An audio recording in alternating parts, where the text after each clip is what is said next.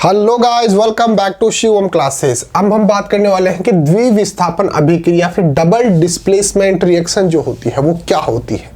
उससे पहले आपके लिए एक अनाउंसमेंट है कि अगर आपको अपनी क्लास का कंप्लीट स्टडी मटेरियल चाहिए हो और वो भी बिल्कुल फ्री के अंदर, तो अभी प्ले स्टोर पे जाइए और शिवम क्लासेस नाम से हमारी ऐप है उसको डाउनलोड कर लीजिए। तो चलिए टॉपिक शुरू करते हैं। देखिए, मान लो कि भाई कोई एक पदार्थ है AB और एक पदार्थ है BC। ठीक है, अब A के साथ क्या जुड़ा हुआ है, इसको मान लो CD, मान लो आप CD मान लो। ठीक है, तो A के साथ क्या जुड़ा हुआ है B और C के साथ क्या जुड़ा हुआ है D, लेकिन ये आपस में रिएक्शन करके और ये C है वो तो A के साथ जुड़ जाए, कहने का मतलब AC प्राप्त हो जाए, और जो B है जो पहले इसके साथ जुड़ा हुआ था वो D के साथ जुड़ जाए, क्योंकि इसके पास तो कोई ऑप्शन ही नहीं है। तो जो चीज पहले आपस के अंदर जुड़ी हुई थी वो जो दूसरा प्रोडक्ट है, जो दूसरा रिएक्टेंट है, उसके साथ एक उसके साथ जुड़ जाए और दूसरा उसके साथ जुड़ जाए। तो यहाँ पे कितने हो गए, दो हो गए डिस्प्लेसमेंट। एक तो इसका हुआ, A जो है वो C से जुड़ गया, एक डिस्प्लेसमेंट तो ये हो गया हमारे पास, एक विस्थापन तो ये हो गया, और दूसरा जो हमारे पास B था वो D से जुड़ गया, ये दूसरा विस्थापन हो गया। इसलिए इस प्रकार की जो रिएक्शन होगी उसको बोलते हैं डबल डिस्प्लेसमेंट रिएक्शन, द्विविस्थापन अभिक्रिया। दोबारा समझो, जैसे AC है और दूसरी तरफ क्या है DE है, ये आपस में जुड़े हुए हैं। ठीक है, और ये आपस में जुड़े हुए हैं। अगर ये A जो है वो पहले C के साथ जुड़ा हुआ था, ये इन दोनों में से किसी एक के साथ जुड़ जाए, मान लो E के साथ जुड़ गया, तो ये क्या बना लिया AE। अब A जो है वो इसके साथ चला गया, एक विस्थापन हो गया, एक डिस्प्लेसमेंट हो गया। अब बचा कौन, C बच गया सर। अब C इधर कौन बचा है, इधर D बचा है, तो ये इसके साथ चला जाए, तो ये कौन सा हो गया, ये हो गया दूसरा डिस्प्लेसमेंट, तो क्या बन गया CD। तो इस प्रकार से जो रिएक्टेंट है, यहां पर हम आयंस की बात करते हैं, ये यहां पे जो मान लो ये पॉजिटिव आयन है, ये नेगेटिव आयन है, इस प्रकार से मिलके आपको ढंग से समझा देते हैं। ये AB प्लस यहाँ पे मान लो CD। ठीक है, अब इस पे तो है पॉजिटिव, इस पे है नेगेटिव, इस पे है पॉजिटिव, इस पे है नेगेटिव, इस प्रकार से। अब ये पॉजिटिव है यहाँ पे और यहाँ पे नेगेटिव कौन सा है, ये, तो ये आपस में क्रिया कर सकते हैं। अब मैं आपको ठीक से समझा रहा हूँ कि कैसे होता है, आपस में क्यों जुड़ जाते हैं एक दूसरे के साथ, आपस में विस्थापित क्यों हो जाते हैं। दूसरा जो प्रोडक्ट है, दूसरा जो रिएक्टेंट है, उसका जो यहाँ पे ये D है, इसके साथ ही क्रिया क्यों करेगा, क्योंकि इस पे क्या है धनायन है और इस पे क्या है ऋणायन। ये पॉजिटिव है, ये नेगेटिव है, ये पॉजिटिव, ये नेगेटिव। अब पॉजिटिव को क्या चाहिए कि मैं नेगेटिव के साथ जुड़ जाऊं, तो एक नेगेटिव तो ये था, लेकिन ये बोलता है कि नहीं भाई मैं तेरे साथ नहीं रहूंगा। अगर ये इससे ज्यादा रिएक्ट करने वाला है, D जो है वो इससे ज्यादा रिएक्ट कर सकता है, तो जो D है वो इसको अपने साथ ले जाएगा, कहने का मतलब AD यहां पर बन जाएगा। तो A जो है वो तो प्लस है, वो D जो है वो माइनस है।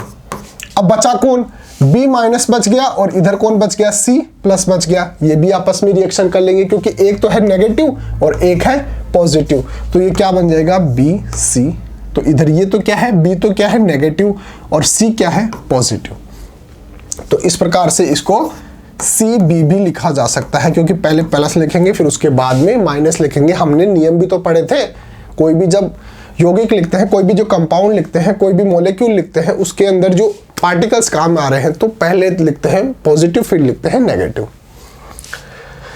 अब देखते हैं इसको कि भाई हमने किस प्रकार से डिफाइन कर रखा है।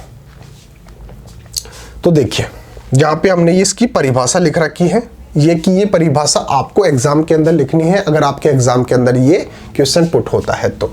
द्विविस्थापन अभिक्रिया या फिर डबल डिस्प्लेसमेंट रिएक्शन क्या होती है, जिन रासायनिक अभिक्रियाओं में यौगिक के आयनों की अदला बदली हो जाती है। आयनों की अदला बदली कैसे, ये A था, ये B था, फिर ये क्या था, ये C, ये D, ये प्लस, ये माइनस, ये प्लस, ये माइनस। ठीक है, इस आयन के साथ ये वाला आयन जुड़ा हुआ है, लेकिन ये आयन चला जाता है इसके साथ, तो आयन की अदला बदली हो गई। ये आयन चला जाता है इसके साथ, तो आयन की अदला बदली हो गई। पहले ये वाला जुड़ा हुआ था, अब ये वाला जुड़ गया। पहले इसके साथ A जुड़ा हुआ था, अब C जुड़ गया, तो आयन की अदला बदली हो गई। तो आयन की अदला बदली जिसको विनिमय बोला जाता है, तथा ये नए यौगिक बनाते हैं। नए यौगिक बन गया ना कि भाई A किसके साथ जुड़ा, D के साथ, तो क्या बन गया, AD, और B किसके साथ जुड़ गया, C के साथ, तो क्या बन गया, CB। तो ये नए यौगिक बन गए AD और CB। कैसे बने, ये वाला आयन दूसरे वाला जो आयन है उसके साथ मिल गया, आयनों का अदला बदली हो गया, उनका विनिमय हो गया। तो इस प्रकार की जो अभिक्रिया होगी उसको द्विविस्थापन अभिक्रिया कहते हैं। नेक्स्ट चलिए, अब आपकी एक एक्टिविटी दे रखी है, एक क्रियाकलाप दे रखा है आपकी किताब के अंदर, जो क्लास 10th का जो टॉपिक है उसके अंदर ये एक्टिविटी दे रखी है, वहां से मैंने ये आपके लिए उठाई है ताकि आप इसको अच्छे से समझ सको। एक परख नली में 3 ml सोडियम सल्फेट का विलयन ले रहे हैं। किसका, सोडियम सल्फेट का। एक दूसरी परख नली में 3 ml बेरियम क्लोराइड का विलयन ले रहे हैं। दो चीजें ले रहे हैं, एक तो बेरियम क्लोराइड और एक ले रहे हैं सोडियम सल्फेट। दोनों विलयनों को मिला दो, यानी कि जो सोडियम सल्फेट है और बेरियम क्लोराइड है, इन दोनों को आपस के अंदर मिला दिया। अब पहले याद रखो, सोडियम के साथ कौन जुड़ा हुआ है, सल्फेट। इधर कौन है, बेरियम के साथ कौन है, क्लोराइड। अगर इस प्रकार की रिएक्शन होगी, आप थोड़ा सा आइडिया लगा लो। अगर हम किसकी बात कर रहे हैं, द्विविस्थापन, जो डबल डिस्प्लेसमेंट है वो रिएक्शन, इसके साथ सोडियम के साथ कौन है, सल्फेट है, और यहाँ पे बेरियम के साथ कौन है, क्लोराइड है। इसका मतलब यहाँ पे सोडियम जो है वो सल्फेट को तो छोड़ देगा, भाई तू तो जा, और ये किसके साथ जुड़ जाएगा, इन दोनों में से किसी एक के साथ जुड़ जाएगा। इधर जो सल्फेट बचा हुआ है, तो यहाँ पे जो बच जाएगा उसके साथ कौन जुड़ जाएगा, उसके साथ सल्फेट जुड़ जाएगा। ये तो आप एक रफ आइडिया जो होता है वो लगा के चलो, इतना तो आपको आइडिया होना ही चाहिए कि हम किस चीज की बात कर रहे हैं और इसके अंदर रिएक्शन जो है वो किस प्रकार से होगी। आपने क्या पाया, ये हमने देखो, एक के अंदर तो हमने क्या ले लिया, सोडियम सल्फेट, एक के अंदर हमने ले लिया बेरियम क्लोराइड, और फिर दोनों को आपस के अंदर मिला रहे हैं। दोनों जो सॉल्यूशन है, दोनों जो विलयन है, उनको आपस में मिला दिया।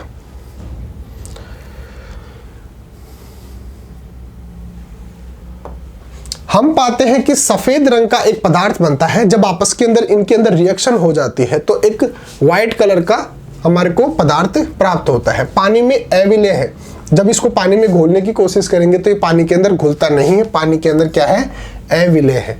इस अविलेय पदार्थ को अवक्षेप कहते हैं।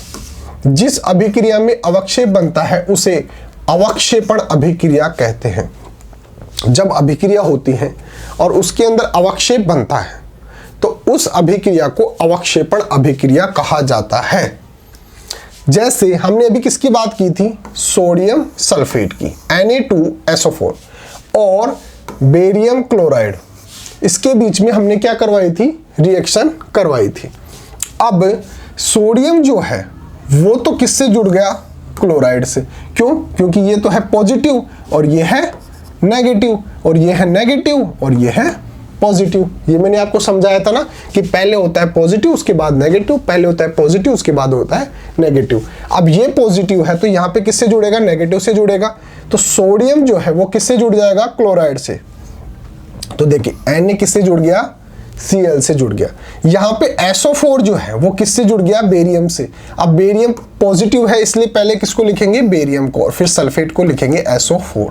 तो इस प्रकार से ये अभिक्रिया कौन सी हो गई, डबल डिस्प्लेसमेंट रिएक्शन हो गई, द्विविस्थापन अभिक्रिया हो गई। तो आप इसको इस प्रकार से लिखेंगे, यहाँ पे एरो चिन्ह लगाएंगे और फिर इसको यहाँ पे लिखेंगे। तो Na2SO4 प्लस BaCl2 रिएक्शन करके BaSO4 प्लस 2 NaCl का निर्माण करते हैं, और ये किस प्रकार की रिएक्शन हो गई, ये हो गई द्विविस्थापन या डबल डिस्प्लेसमेंट रिएक्शन। ऐसा क्यों होता है, मैंने आपको बता दिया कि Ba जो है वो क्या है, 2+ है। यहाँ पे Ba जो है वो प्लस आयन है इसके पर, और कितना है, 2 प्लस है। और SO4 जो है यहाँ पे ये SO4 है, इस पे कितना है, ये नेगेटिव, और इस पे कितना हो गया, ये भी है 2 माइनस की अभिक्रिया BaSO4 बनाती है। इसी प्रकार से एक दूसरा उत्पाद सोडियम क्लोराइड भी बनता है जो विलयन में ही रहता है। ऐसी अभिक्रियाएं जिनमें अभिकारकों के मध्य आयनों का आदान प्रदान होता है द्विविस्थापन अभिक्रिया कहलाती है। ये वाला आयन तो चला गया इसके साथ और ये वाला आयन चला गया इसके साथ, कहने का मतलब आपस के अंदर ये एक दूसरे के साथ चले गए। यहाँ पे जो Na था, Na तो किसके साथ चला गया, Cl के साथ, ये आयन दूसरे आयन के साथ चला गया। और SO4 किसके साथ चला गया, वो चला गया Ba के साथ। तो यहाँ पे आयनों का आदान प्रदान हो गया, विनिमय हो गया, इसलिए इसको बोला जाता है द्विविस्थापन अभिक्रिया।